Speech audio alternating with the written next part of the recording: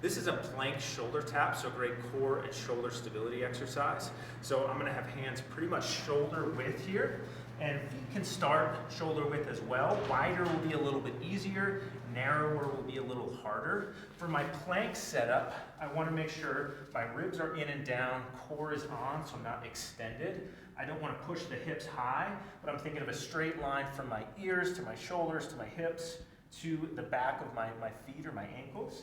I'm gonna be here. And then for this one, to get some shoulder stability, I wanna think about pushing away from the ground with my shoulders so I don't wanna collapse. And then I have some rotation in my arms here, so I wanna rotate the biceps forward. That's shoulder external rotation.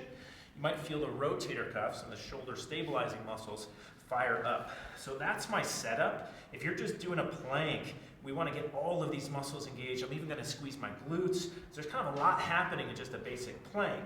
And then I'm going to very slowly and with control tap my opposite shoulder. When I do that, all of my force is on one hand, and a couple things are going to want to happen. First, I'm really going to want to rotate. And so I want to keep nice and still here. And then the second thing is the body's going to want to collapse into this shoulder here. So that's why I want to stay pushed away from the floor, working nice and slow and with control. A nice cue here, I'm going to pop the shoe off, is that we can put a shoe on the low back, boom, and now I'm going to be up, and if I have some good technique, that shoe is going to stay right where it is.